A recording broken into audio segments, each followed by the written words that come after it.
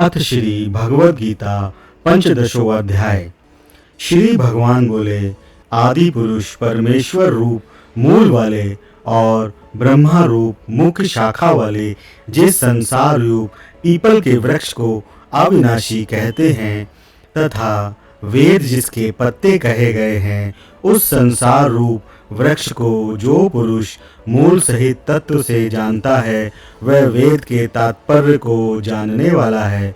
उस संसार वृक्ष की तीनों गुणों रूप जल के द्वारा बढ़ी हुई एवं विषय भोग रूप कोपलों वाली देव मनुष्य और त्रियर्क आदि योनि रूप शाखाएं नीचे और ऊपर सर्वत्र फैली हुई हैं तथा मनुष्य लोक में कर्मों के अनुसार बांधने वाली अहमता ममता और वासना रूपी जड़ें भी नीचे और ऊपर सभी लोकों में व्याप्त हो रही हैं।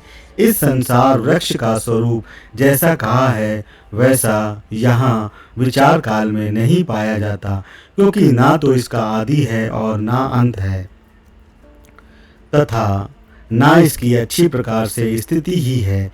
इसलिए इस अहमता ममता और वासना रूप अति दृढ़ मूलों वाले संसार रूप पीपल के वृक्ष को दृढ़ वैराग्य रूप शस्त्र द्वारा काट कर उसके पश्चात उस परम पद रूप परमेश्वर को भली भांति खोजना चाहिए, जिसमें गए हुए पुरुष फिर लौटकर संसार में नहीं आते और जिस परमेश्वर से इस पुरातन संसार वृक्ष की प्रवृत्ति विस्तार को प्राप्त हुई है, उसी आदि पुरुष नारायण के मैं शरण हूँ।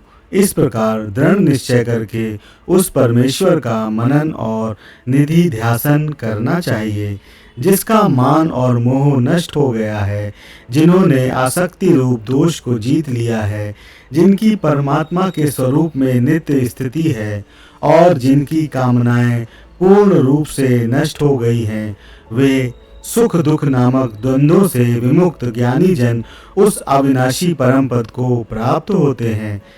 जिस परम पद को प्राप्त होकर मनुष्य लौटकर संसार में नहीं आते, उस स्वयं प्रकाश परम पद को ना सूर्य प्रकाशित कर सकता है, ना चंद्रमा और ना अग्नि ही वही मेरा परम धाम है। इस देह में यह सनातन जीवात्मा मेरा ही अंश है और वही इन प्रकृति में स्थित मन और पांचों इंद्रियों को आकर्षण करता है। वायु गंध के स्थान से गंध को जैसे ग्रहण करके ले जाता है, वैसे ही देहादि का स्वामी जीवात्मा भी जिस शरीर का त्याग करता है, उससे इन मन सहित इंद्रियों को ग्रहण करके फिर जिस शरीर को प्राप्त होता है उसमें जाता है। यह जीवात्मा श्रोत्र चक्षु और त्वचा को तथा रसना घ्राण और मन को आश्रय करके अर्थात इन सब के सहारे ही विषयों का सेवन करता है। शरीर को छोड़कर जाते हुए अथवा शरीर में स्थित हुए को अथवा विषयों को भोगते हुए को, इस प्रकार तीनों गुणों से युक्त हुए को भी अज्ञानी जन नहीं जानते। केवल ज्ञान रूप नेत्रों वाले विवेकशील ज्ञानी ही तत्व से जानते हैं। यत्न करने वाले योगी जन भी अपने हृदय में स्थित इस आत्मा को तत्व से जानते हैं, किंतु जिन्होंने अपने अंतःकरण को शुद्ध नहीं किया है, ऐसे अज्ञानी जन तो यत्न करते रहने पर भी इस आत्मा को नहीं जानते। सूर्य में स्थित जो तेज संपूर्ण जगत को प्रकाशित करता है तथा जो तेज चंद्रमा में है और जो अग्नि में है, उसको तू मेरा ही तेज जान।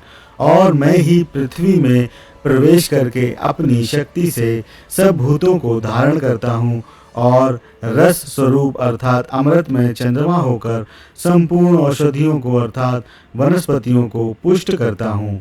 मैं ही सब प्राणियों के शरीर में स्थित रहने वाला प्राण और अपान से संयुक्त वैश्वानर अग्नि रूप होकर चार प्रकार के अन्न को पचाता हूँ।